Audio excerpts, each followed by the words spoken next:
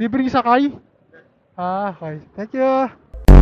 Dumating na nga po tayo sa punto na napagod na, pero di tayo aayaw. Pwede naman magpahinga, diba? Galing pa tayo ta Fabio Buendia, pero wala tayong naisakay para sa ating libreng sakay. Kaya sinubukan muna natin tumigil pansamantala dito sa Fifth Avenue LRT Station. Kasi feeling natin, savior natin yung station na to. Dito tayo madalas nakakasakay para sa ating libreng sakay. Maya-maya pa nga, may dalawang lalaki na tumatawag sa atin. Sa una, medyo nagulat at medyo kinabahan tayo. Kasi akala natin habal-habal sila at teritoryo nila yon. Pero mas pinili natin na maging kalmado. At naisip na lang natin na baka magamit na naman natin yung kaalaman natin sa self-defense.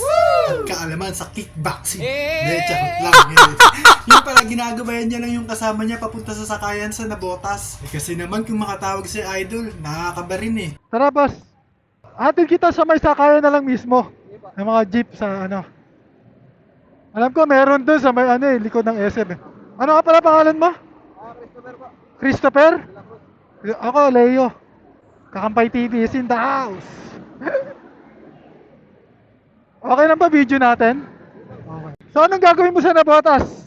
Bibili po gulong ng BMX. BMX? Ba't mura ba doon? Chef mismo?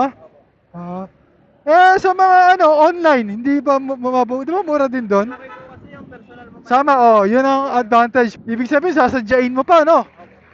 Grabe, siyempre pag nagkakapamilya ka na, medyo lalo ka na doon. Kasi pag na-injury ka, Ako din masyadong hindi na nakapag BMX. Dahil sa trabaho. oo, trabaho. Siyempre, priority mo na yung trabaho, lalo na kung may responsibilidad ka na, di ba? Kasi pag nag-BMX ka, sumama ka sa trabaho, na-injury ka, o kawawa, ikaw lang inaasahan. Ikaw lang inaasahan. Di kawawa pamilya mo, di ba? Buti sana kung ikaw lang kawawa di ba? Madadamay pa pati yung mga junakis mo eh. Saka na uwi niya, boss? Saka na uwi?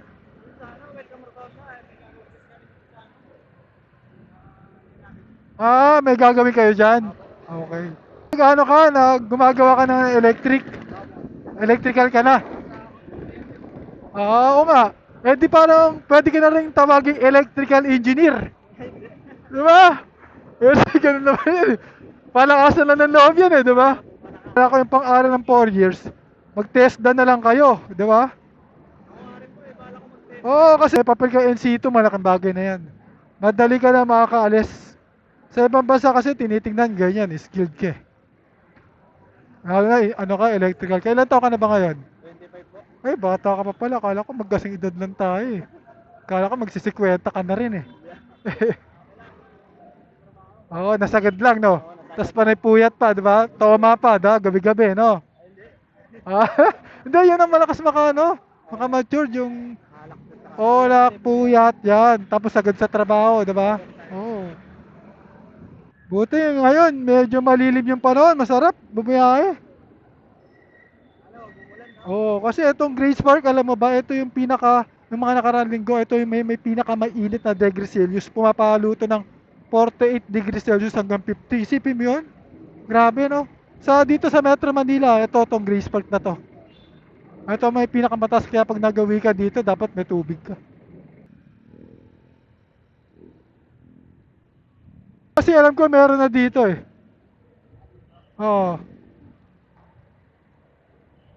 Dito Malabon na botas yata yan eh.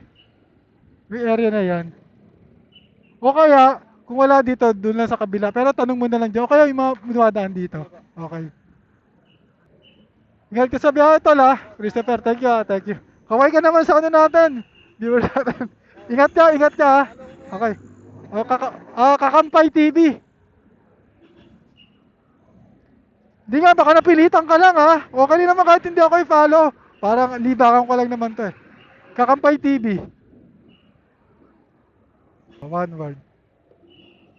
Ayan, okay. Okay, ingat. Thank you. Okay. Ayun, nakakuha tayo ng libreng sakay. Kala natin, masisiro ulit tayo.